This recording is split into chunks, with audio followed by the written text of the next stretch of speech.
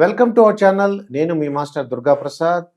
ప్రముఖ political analyst Ramnath గారు మనతో పాటు ఉన్నారు. సార్ నమస్కారం సార్. నమస్తే మాస్టర్. ఇది మిమ్మల్ని ఒక మంచి టాపిక్ మీద పిలవాలని అనుకున్నాను, కానీ ఈ రోజు కవిత గారు అరెస్ట్ అయ్యారండి. అవును. ఆ టాపిక్ మీద మొదలెట్టవలసి వచ్చింది నేను. అంటే కవిత గారు అరెస్ట్ అయ్యారు. అదే రోజు ప్రైమ్ మినిస్టర్ మోడీ గారు కూడా ఈ మల్కాజిగిరి కాన్స్టిట్యూన్స్ లో రోడ్ షో చేశారు. మర్నాడేమో మనకి ఎలక్షన్ కమిషన్ ఏమో షెడ్యూల్ విడుదల చేస్తుంది. అవును. ఇంత చూడండి, ఇవన్నీ చూస్తుంటే మీకు ఏమనిపిస్తుంది? కవిత గారు ఎన్ని రోజులు, ఎప్పుడు 2 సంవత్సరాల నుంచి ఇది వస్తున్న టాపిక్, ఈ ఎలక్షన్ షెడ్యూల్ వచ్చే ఒక రోజు ముందు అలాగే మోడీ గారు వచ్చారండి, రోడ్ షో చేస్తున్నారు. ఓకే. నేను అనుకున్నాను చాలా బిజీ కదా, పోలీసులందరూ బిజీగా ఉంటారేమో అనుకున్నాను. నేను చూస్తే ఈవిడ కూడా అరెస్ట్ చేశారు. ఇది ఎలా చూద్దాం? అదేంటంటే కవిత గారి పైన ఆరోపణల నుండి కవిత గారిని విట్నెస్ గా ఒకసారి ఢిల్లీ లిక్కర్ స్కామ్ లో పిలవడము, తర్వాత మళ్ళీ పదే పదే నోటీసులు ఇవ్వడము, ఆమె సుప్రీంకోర్టు కోవడము, ఆమెను పిలవడాన్ని ఆమె ఛాలెంజ్ చేయడము. సో ఇట్లా మనం చూస్తున్నాం ఒక గత 1 year నుంచి ఈ ఎపిసోడ్ మనకు డ్రాగ్ అవుతుంది. మోర్ ఓవర్ కవిత గారి ఆడిటర్ను ఈ కేసులో పిలిచి ఇన్వెస్టిగేట్ చేయడం జరిగింది. ఆయన తర్వాత శరత్ చంద్రారెడ్డి గారిని అరెస్ట్ చేయడం జరిగింది. తర్వాత మాగుంట గారి కుమారుడు మాగుంట రాఘవరెడ్డి గారిని అరెస్ట్ చేయడం జరిగింది. అంటే వీళ్ళంతా ఒక సిండికేట్గా ఏర్పడి ఢిల్లీ ప్రభుత్వంలోని లిక్కర్ స్కామ్లో, లిక్కర్ పాలసీలో వీళ్ళ యొక్క కాన్స్పరసీ ఉంది అనేది ప్రధానంగా వినపడే ఆరోపణలు. సో దాని మీద మనం ఇప్పటికే దాదాపుగా ఒక 8-9 అరెస్టులు కూడా చూసాము. గతంలో కూడా మనకి ఈ వార్తలు వచ్చాయి, అంటే కవిత గారిని కూడా అరెస్ట్ చేయబోతున్నారు అన్నట్టుగా. కాకపోతే ఇక్కడ చూడాల్సింది ఏంటంటే ఇప్పుడే కవిత గారిని ఎందుకు అరెస్ట్ చేశారు అనేది మనం ప్రధానంగా చర్చకు దారితీసింది.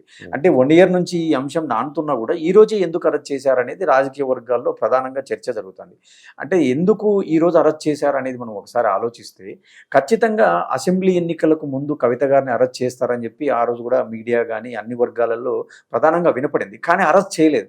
అంటే దానికి ప్రధాన కారణం ఏంటి అంటే బీఆర్ఎస్ బీజేపీ ఇద్దరు ఒకటే అనేటువంటి ఆరోపణలు కాంగ్రెస్ పార్టీ ఆ రోజు ఆరోపణల నుండి విమర్శనలు ఏదైతే చేసిందో వాటికి అనుగుణంగానే కవిత గారి అరెస్టు వాయిదా పడింది. అంటే అసెంబ్లీ ఎన్నికలకు ముందు కవిత అరెస్ట్ జరగలేదు. అంటే ఒకవేళ బీజేపీ ఏమనుకొని ఉండొచ్చు, ఒకవేళ కవిత అరెస్ట్ జరిగితే బీజేపీకి ఎక్కడ మైలేజ్ తగ్గిపోయి బీఆర్ఎస్కు మైలేజ్ వస్తుందో అనేటువంటి ఒక రాజకీయ వ్యూహంలో వాళ్ళు కొంత పోస్ట్ పోన్ చేసినట్టుగా మనం భావించాలి. కానీ ఇక్కడ ఏం జరిగింది, ఎలక్షన్లలో వాళ్ళు నష్టపోయారు. అంటే బీజేపీ కనీసం ఒక 20-21 స్థానాల్లో గెలుస్తామనుకున్నటువంటి బీజేపీ కేవలం 7-8 స్థానాలకు పరిమితం అవ్వడం చూసాం మనం.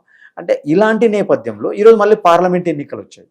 మళ్ళీ ఇప్పుడు కూడా కాంగ్రెస్ పార్టీ ఏం ఆరోపణలు చేస్తుంది, బీజేపీ బీఆర్ఎస్ రెండు ఒకటే, కేవలం వాళ్ళు గల్లీలోనే కొట్లాడుకుంటారు, ఢిల్లీలో చాలా కలిసి ఉంటారు అనే ఆరోపణలు ఈరోజు మళ్ళీ రేవంత్ రెడ్డి వర్గం కానీ కాంగ్రెస్ పార్టీ చేస్తుంది. మళ్ళీ ఇంకొక సైడ్ బీఆర్ఎస్లో నుంచి చాలామంది ఎంపీలు ఈరోజు బీజేపీలో చేరుతున్నారు. అంటే బీఆర్ఎస్ పార్టీలోని వాళ్లకు బీజేపీలో చేరిన వాళ్ళకే వాళ్ళు టికెట్లు ఇస్తున్నారు ఎంపీ అభ్యర్థులుగా. అంటే ఇలాంటి అంశాల నేపథ్యంలో ఈరోజు బీజేపీ ఒక ఎక్స్ట్రీమ్ స్టెప్ తీసుకున్నట్టుగా, అంటే ఈరోజే మళ్ళీ దర్యాప్తు సంస్థలను వాళ్ళకు ఉన్నటువంటి అధికారాలను ఉపయోగించి ఈరోజు కవితను అరెస్టు చేయడం ద్వారా అంటే బీఆర్ఎస్ బీజేపీ ఒకటి కాదు అనేటువంటి ఒక మెసేజ్ పంపిస్తే సహజంగానే తెలంగాణలో ఒకటి ఉంది. అంటే అసెంబ్లీ ఎన్నికల్లో వాళ్ళకు కేవలం ఒక 12%, 9% ఓట్ బ్యాంక్ మాత్రమే వస్తుంది. ఈసారి అఫ్కోర్స్ 15% వచ్చింది అనుకోండి. కానీ పార్లమెంట్ ఎన్నికల్లో బీజేపీ పార్టీకి కొంత మంచి ఓట్ బ్యాంక్ ఉంది తెలంగాణలో. ఖచ్చితంగా వాళ్ళు గతంలో కూడా ఇక్కడ 4 ఎంపీలు గెలవడం జరిగింది.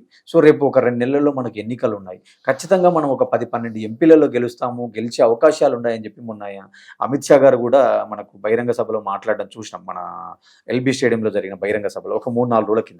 అంటే ఈ ఇన్సిడెంట్స్ మీరు ఏవైతే అంటున్నారో, అంటే ప్రధాని మోడీ గారు ఇక్కడికి రావడం, ఎలక్షన్ నోటిఫికేషన్ రాబోతుంది, సో ఇలాంటి అన్ని అంశాలను దృష్టిలో పెట్టుకొని ఖచ్చితంగా దీని వెనకాల ఒక రాజకీయ ప్రయోజనాలు ఉన్నాయి. అంటే అసెంబ్లీ ఎన్నికల్లో మనం నష్టపోయినాం, ఖచ్చితంగా పార్లమెంట్ ఎన్నికల్లో మనం గెయిన్ అవ్వాలా అనే ఒక రాజకీయ ప్రయోజనం ఖచ్చితంగా ఉంది అనేది నా భావన. అయితే రామనాథ్ గారు, ఈ కవిత గారి అరెస్టు బీఆర్ఎస్ రేపు రాబోయే పార్లమెంట్ ఎలక్షన్ మీద ఎఫెక్ట్ ఉంటుంది అంటారా?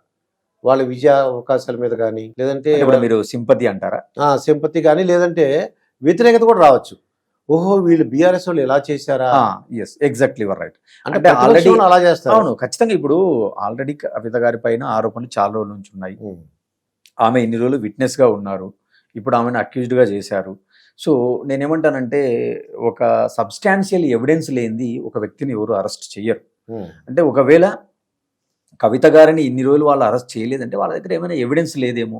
ఖచ్చితంగా ఈరోజు వాళ్ళ దగ్గర ఎవిడెన్స్ ఉంది కాబట్టి అరెస్ట్ చేశారు అన్నట్టుగా మనం భావించాలి. ఇంకొక యాంగిల్ ఏముంటుందంటే, మీరు ఎన్నికల ముందు కేటీఆర్ గారి ప్రసంగాలు చూస్తే మీరు బాగా అబ్జర్వ్ చేస్తే మీకు ఒక విషయం బాగా కనపడి ఉంటుంది.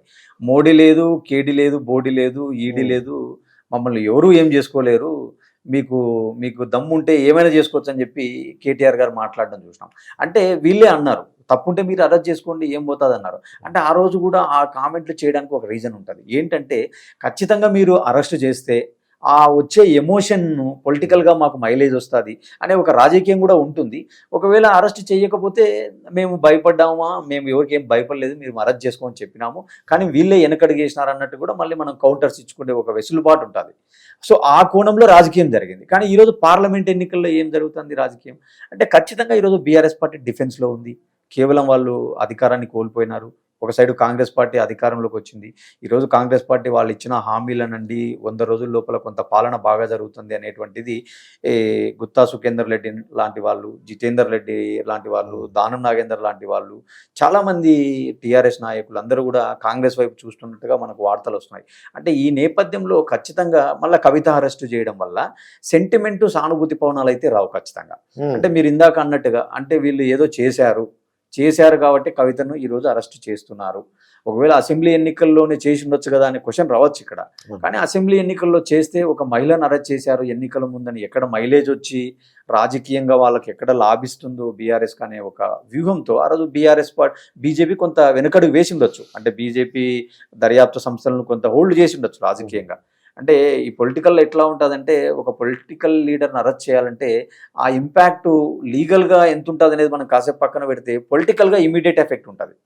అంటే ఇప్పుడు లీగల్ అంశాలు ఎట్లుంటాయంటే, ఇప్పుడు కేసు ఈరోజు ఫైల్ చేస్తారు, 10 ఏళ్ళకి కానీ తెలియదు దాంట్లో అక్యూజ్డ్ ఎవరు, అక్విటల్ ఎవరు, కన్విక్ట్ ఎవరు అనేది the court has to decide. No one can decide, the only court will decide. అంటే చాలా సుదీర్ఘమైన ఇన్వెస్టిగేషన్ తర్వాత కోర్టు చెప్తుంది, అది ఎప్పుడో జరుగుతుంది. కానీ రాజకీయంగా ఒక ఇంపాక్ట్ ఉంటుంది.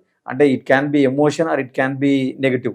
అంటే మీరు ఇందాక అన్నారు, అంటే వీళ్ళు ఇన్ని అక్రమాలు చేశారా, వీళ్ళు ఇంత సంపాదించారా అనేటువంటి ఒక మెసేజ్ అనండి, లేకపోతే సానుభూతి అనండి, ఏదో ఒకటి జరిగే అవకాశాలు ఉంటుంది. కానీ తెలంగాణలో మనం ఇప్పుడు ఆలోచిస్తే సానుభూతి జరిగేటువంటి అంశాలు లేవు. ఎందుకంటే already they are in defence, already ఓడిపోయి ఉన్నారు. వాళ్ళకి సంబంధించిన వాళ్ళందరూ పక్క చూపులు చూస్తున్నారు, పక్క గోడలు దాడుతున్నారు. బీజేపీ కొంతమంది కాంగ్రెస్ వైపు వెళ్తున్నారు, అక్కడ టికెట్లు ఇచ్చారు వాళ్ళకి. అవును, కాబట్టి ఖచ్చితంగా సానుభూతి పవనాలు అయితే వాళ్ళకి ఏమంత ఉండవు. ఖచ్చితంగా ఈ యొక్క మూవ్ ఎవరికి అడ్వాంటేజ్ అవుతుంది అంటే, ఖచ్చితంగా కాంగ్రెస్ పార్టీకి అడ్వాంటేజ్ అవుతుంది. అంటే కాంగ్రెస్ కు చేతికి మట్టి కాకుండా పని అయిపోయినట్టు ఉంది ఇది. అంటే ఇప్పుడు బీజేపీ బీఆర్ఎస్ ఇద్దరు ఒకటే అని చెప్పి వీళ్ళు ఆరోపణలు చేస్తున్నారు. ఈ రోజు ఏమైంది, ఆ రోజు వాళ్ళు అరెస్ట్ చేయలే, ఈ రోజు అరెస్ట్ చేసినారు. అంటే కాంగ్రెస్ చేయాలనుకున్నది బీజేపీ ద్వారా చేపించినట్టుగా మనం భావించాలి. అంటే కాగల కార్యాన్ని గంధర్వులు తీర్చేయాలనుకుంటారండి వీళ్ళు అనుకున్న విషయాన్ని. అంటే బీఆర్ఎస్ మీద ఎలాగా చేయాలన్న ఆరోపణలు చేయాలనుకున్నది తక్కువ దొరికేసింది వీళ్ళకి. కాంగ్రెస్ పార్టీ ఏంటంటే నేషనల్లో వాళ్ళు ఏం పవర్లో లేరు, వాళ్ళు స్టేట్లో పవర్లో ఉన్నారు. ఒకవేళ స్టేట్లో అరెస్ట్ చేయాలంటే కాంగ్రెస్ పార్టీ చేయొచ్చు. కానీ ఇప్పుడు వీళ్ళు పవర్లోకి వచ్చి కేవలం 100 రోజులు అవుతుంది. సో 100 రోజులలో వీళ్ళు ఇలాంటి పనులు చేస్తే ఖచ్చితంగా ఒక మెసేజ్ వెళ్తుంది. అంటే ఒక కక్ష సాధింపు, అంటే పవర్లోకి వస్తానే ఇట్లా చేస్తారా కేసీఆర్ కుటుంబాన్ని అనే ఒక మెసేజ్ వెళ్తుంది. సో ఆ పని వీళ్ళు చేయాల్సిన అవసరం లేకుండా ఈరోజు బీజేపీనే ఆ పని చేసినట్టుగా మనం భావించాలి. అదే మీరు చెప్పినట్టు వీళ్ళకి ఉన్నా చేయలేరు. ఎందుకంటే కాంగ్రెస్ చేసింది అనుకోండి, కాంగ్రెస్ చేస్తే గ్యారంటీగా వాళ్ళకి బీఆర్ఎస్కి హెల్ప్ అవుతుంది. అవును, కక్షపూరిత చర్యలు అదే అంటున్నా, నేను అదే చెప్తున్నా. అంటే వీళ్ళు 100 రోజులలోనే వచ్చి వీళ్ళు కక్ష సాధింపు చేస్తున్నారు అనే ఒక ఆరోపణలు ఎదుర్కోవాల్సి ఉంటుంది. కాబట్టి ఈ రోజు అది లేకుండా కాంగ్రెస్ చేతికి మట్టి కాకుండా పని అయిపోయినట్టుగా మనం భావించాలి. ఇదండి రామ్నాథ్ గారితో జరిగిన ఇంటర్వ్యూ. మరొక ఇంటర్వ్యూతో మీ ముందుంటాను. మీ మాస్టర్ దుర్గా ప్రసాద్.